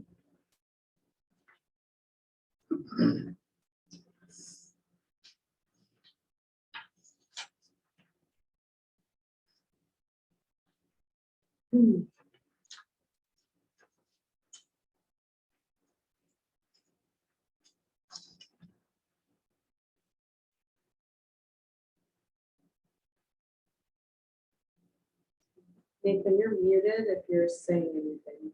Oh, I'm not saying anything. I was Okay. gonna maybe provide some guidance or some recommendation. I think we could pretty easily, in the paragraph that starts after the 4 bullets, Travel without one of the 3 wheels. and conjunction good. instead of saying also ask that the consider adding language is also support language that defines the 3 classes of e-bikes. I'm not going to make the motion, though Larry said that I have the ability to make motions because we're a small committee, but I'll just, for the purpose of formality, just say that, we should consider doing that. I don't know if we're to the point where we're going to do motions or just live edit or what people feel like, but I feel like that's the first step is to just kind of fix the issues with the letter that address the fact that the 3 classes are called out in the House bill at this point. So We need a public comment period for the action item. I think you guys should, like we've done in past practice, go ahead and live edit. Okay. And then once you guys are good with the letter, open it up for public comment and then make a motion to approve it. So let's just treat this as a mini work session to edit the letter. Susan, you've got your hand up. Go ahead. Yeah, I was just curious. I know there was an updated copy of this letter that got sent out and I did not have a chance to read it. So is this the edited copy or the original copy that we're working with right here? This is the most recent version that Nathan sent. So I Okay. guess. Those reflected some clerical and grammatical and clarifying edits that Larry provided. So thank you for doing that, Larry. Okay, what was the edit that you made to this first sentence? We can start there. Yeah, I guess I'll go ahead and just propose that we say that the BPAC also supports supports defining 3 classes of e-bike types. which is, and then perhaps just to have a connection there, which is just says, which is consistent with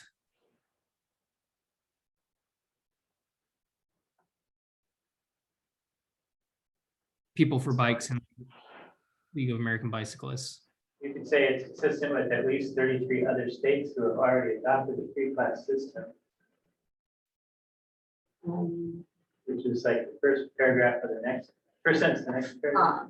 I see. Thoughts?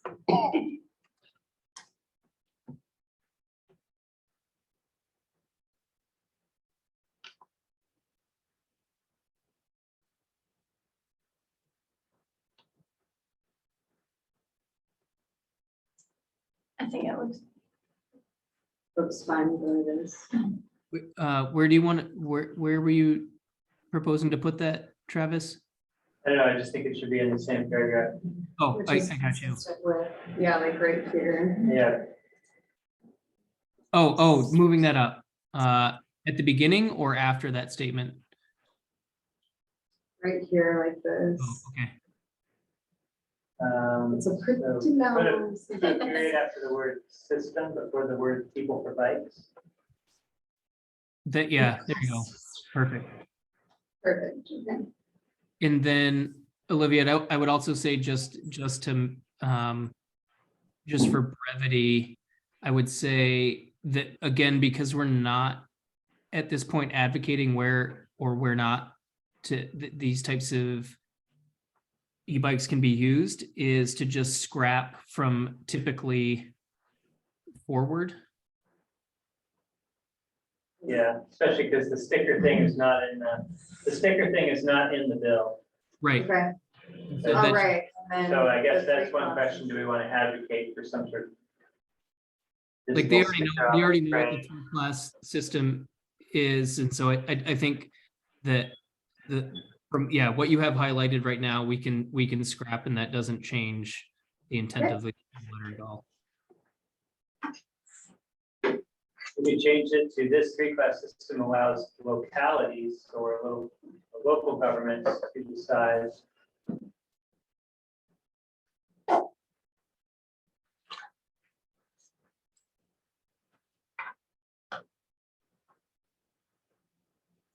Yeah, I think that's a good change based on Jackson's comments. I do too.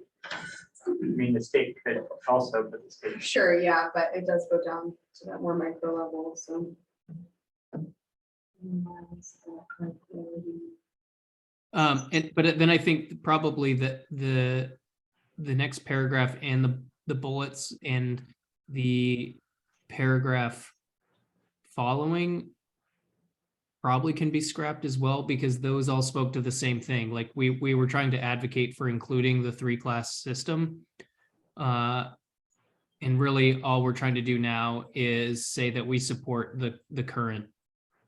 Like current here, with the, so just unselect the last paragraph that you, so start with "we are fortunate." okay, Yeah, there you go. And so I guess I would say just remove all of that. Okay. Because that's, I guess that's for local governments to decide later.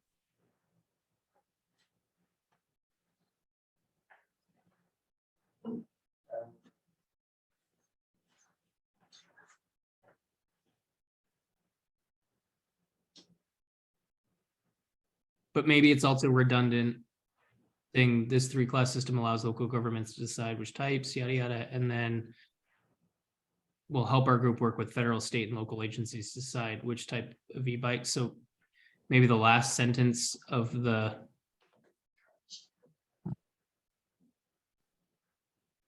That's I mean, yeah, I guess you could just replace that last sentence with, like, just do that. Some of them do. Oh, That's- power I think. assisted hand cycle. 3, 5. Oh, no, 3 on the ground. They're all on the ground. No, the shadow shows those 2 little bits off the ground. You guys, thoughts on deleting this sentence? Delete it, delete it, delete it. Oh, I want to delete, keep that one and delete the next one. Right. Whatever, if that's, I'm Yeah, fine. that's Okay, that's fine. Yeah, that's pretty good. Okay, a lot more concise. Yeah, shorter is better. Is this, Jackson, is again, because I was using an example from somebody who had already submitted a letter, is this the correct way to address it? Is this the right Yes, person?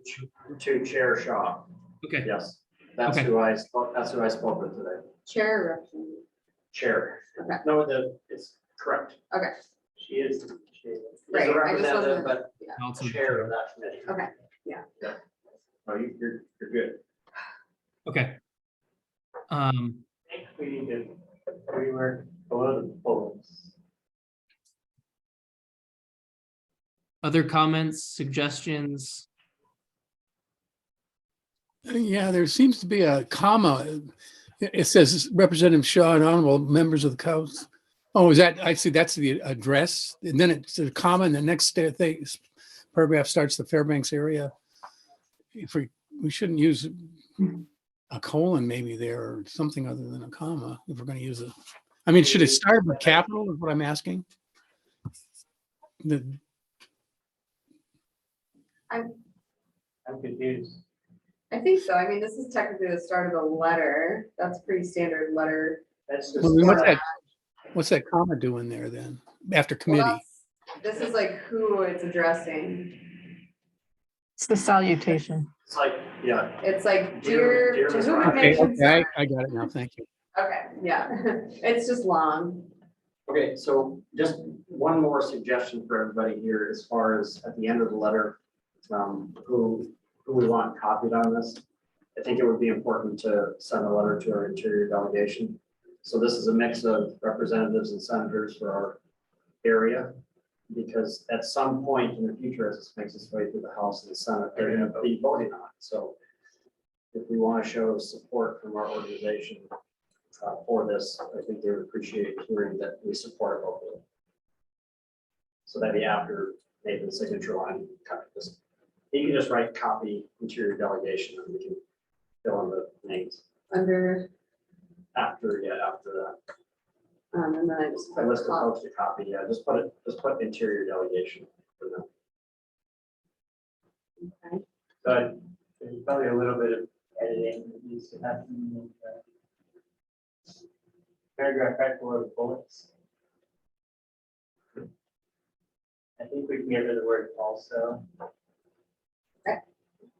I'm actually not sure why we have bullets and then we are still talking about why we like the bill, but in a paragraph form. Should we just put them all in a paragraph form?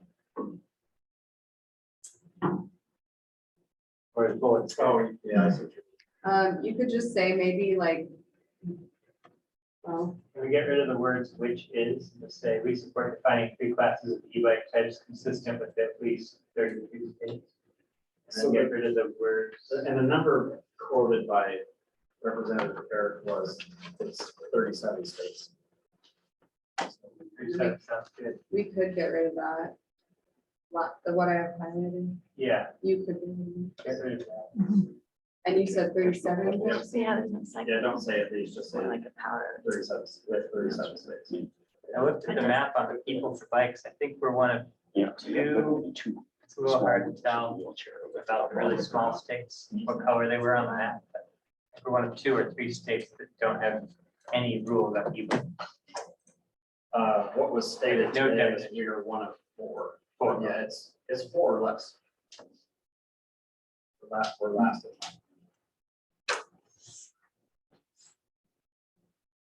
Under that first bullet at the end where it says e-bike in parentheses, it either needs another quotation mark or delete that one. Yeah.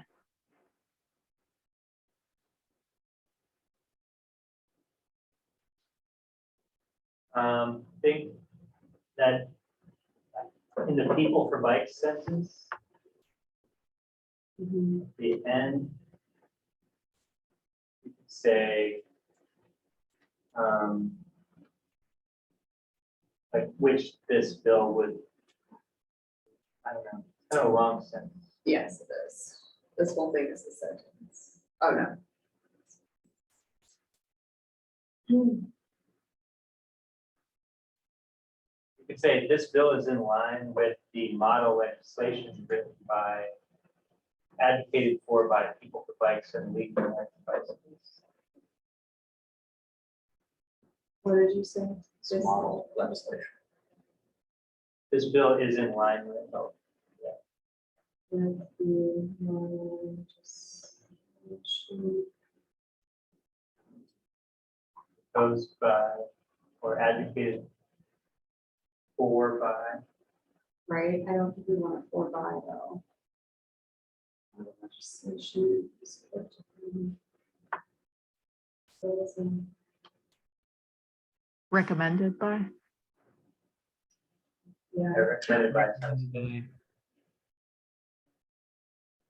And then just cut the sentence off after the words biking safer. And more, well, no, so. Oh, and more accessible. Making safer and more accessible, period. And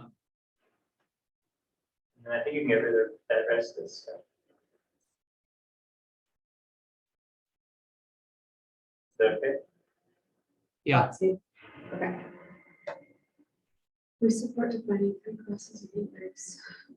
Maybe as, do you want to say something like as proposed, this bill is in line with the model legislation, or Yeah. I don't know if this is just an assumption that, as proposed, yeah, that, because what it does is it is like, it just says this bill that assumes that it's not going to be modified. So as Right. proposed, bill is in line with the model legislation. Yeah, that looks good. okay.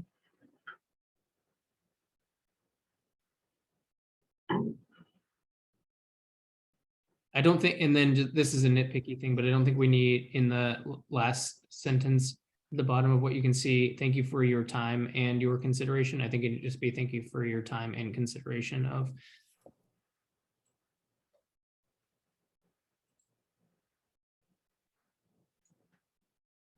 I think we should change it to thank you for your support.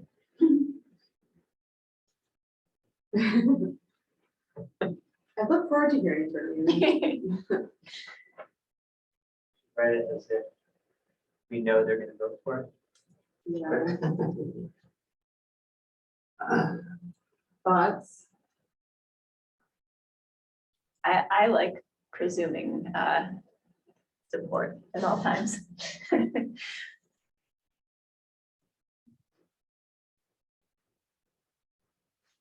Can confirm. Okay. I guess I'm just gonna kick this down to the next page, because that's driving me crazy.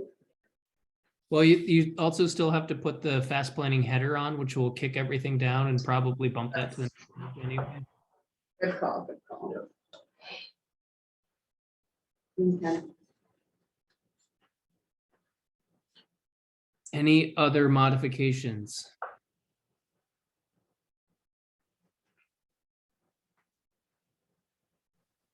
So again, because I always forget exactly what the pseudo Robert's Rules of Order are, I think we need a motion and then we open it for public comment.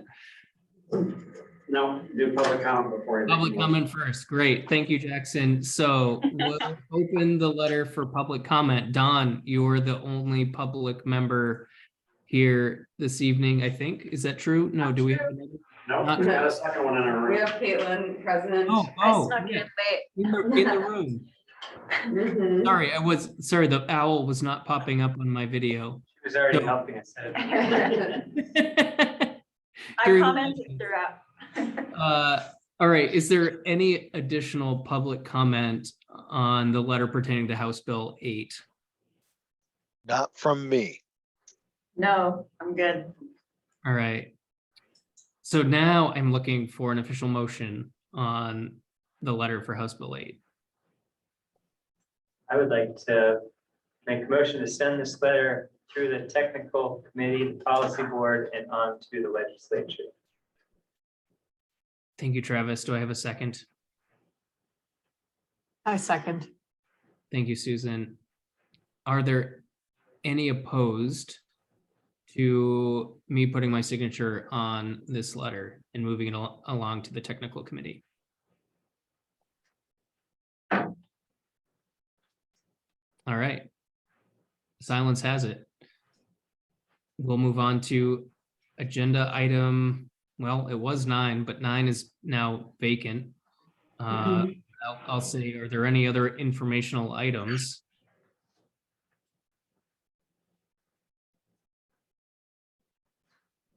Not hearing any. Move us on to agenda item 10, which is other issues and the College Road crosswalk. So I'm going to make the bold assumption that Jackson's got some additional information on that one for us.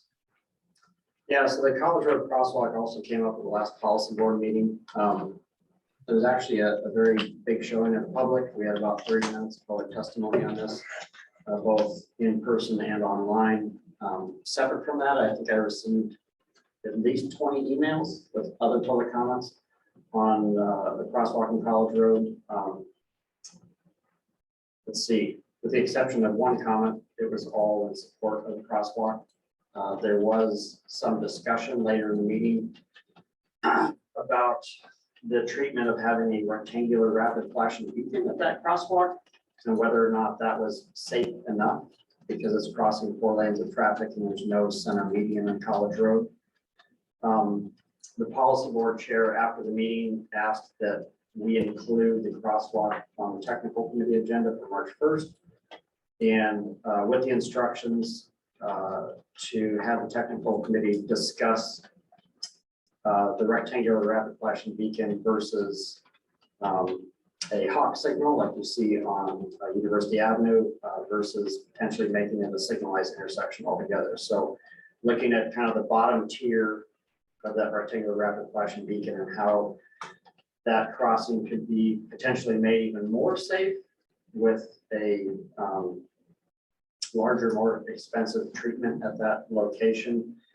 And based on the recommendation, what the cost implication might be to the project. So the board chair says, well, if we need something more than that, then he'll work with me to come up with a funding plan to increase the amount of money for that. But I did reach out to the project manager, John Chartis, which is leading the design effort, and then Nathan Stephen, who's the new traffic and safety engineer at DOT that rolled into Pam Golden's position. And they're going to give a joint presentation on different treatments for crosswalks and basically guide the technical committee into why they made the decision, why they did, but what other options are available to improve the safety for that crosswalk. So that'll be a presentation of technical on March 1st. If anybody's interested in attending, we are making that an action item. The technical committee makes a recommendation to the policy board on that topic. So as Bike and Ped Advisory Committee members, I want to make you all aware that if you're interested in listening to the technical committee meeting next week, I would encourage you to do so to learn more about developments on that crosswalk design, which is planned to go to construction this summer. Thanks, Jackson.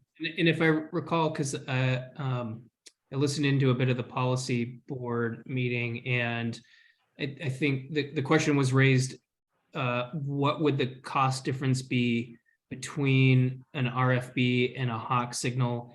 And I think what was quoted was a factor of 3. So it was something like $200K for RFB and 600 for hawk, if I remember correctly. Correct. Yep. Based on our most recent bid prices, it's in that ballpark.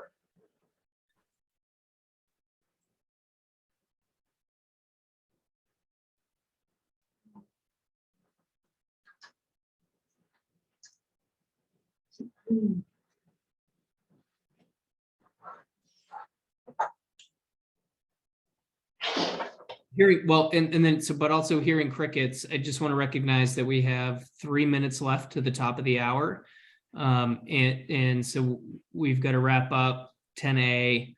And then we're moving on to committee member comments, and then 12, which is adjournment. And so if there's reason to believe that we need more than 3 minutes to get from here to there, I would look for a motion from the committee to maybe extend by 5 or 10 minutes or whatever you feel is appropriate. If you're harboring something that you want to get out between now and agenda item 12.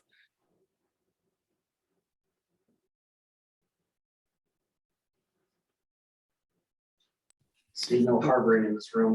There's no harboring of ill feelings. Okay, well, so I guess I think this is an important issue. I would encourage folks to attend that meeting, if for no other reason than to just keep timely and present on those on the discussions being had around that treatment on College Road. I think it is something that our community can benefit from and would like to see something happen there. And I think all of you or most of you feel the same way. So let's see what we can do to make that happen. But hearing no other questions for Jackson on 10A, I'll move us on to agenda item 11, which is committee member comments. Excuse me, this is Larry. I just said, when is this meeting on the crosswalk? March 1st at noon. March 1st. Okay, thank you.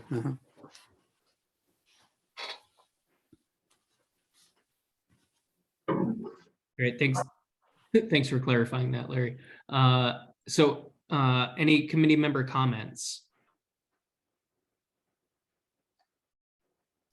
I'm not going to be at the next meeting. I have to be in Seattle. So. Okay, thanks for letting us know, Larry. Oh, and I guess I'm not a committee member, but I do have a comment seeing that date of the next meeting. Fast Planning is gonna have a booth at the IABA home show. So if you're around, come show some support. If you're like staffing it for an hour, let me know. But we're gonna have swag, and Corey and I are gonna be kind of changing out pretty regularly.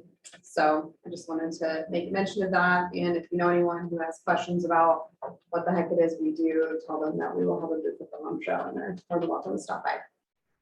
Olivia, what show? I'm sorry, I didn't hear that. Oh, the IABA home show is the Interior okay. Association of Builders or something like that. It's a huge deal in town, and I used to go there all the time for community planning, and it is in our as of 2022 public participation plan update to table different shows like this. So we are going to, that'll be our first one. So we're gonna have like digital map, swag, bikeways maps, hopefully, if the printer has the paper, etc. Great. Yeah, letting us know. It's March 24th through 26th. That last weekend in March. Great. Thanks for letting us know that. So hearing no other committee member comments, though, I'll move us on to agenda item 12, which is adjournment. So can I get a motion to adjourn? Peter, move to adjourn. Thank you, Peter. Second? I second. Thank Okay, Susan. I'll second. Great. Susan seconded. Nathan to make that motion. Any opposed? Hearing none opposed, you didn't quite beat Horizon time. It is now 7:01. That's my bad. But I call this meeting adjourned. Thanks, everyone. Look forward to our upcoming work session to talk more about the bike lane and striping project, and also look forward to seeing you all next month at the home show and our BPAC meeting. Thank you. Thank you. Thank you. Thanks, everyone. Have a good night. Our meeting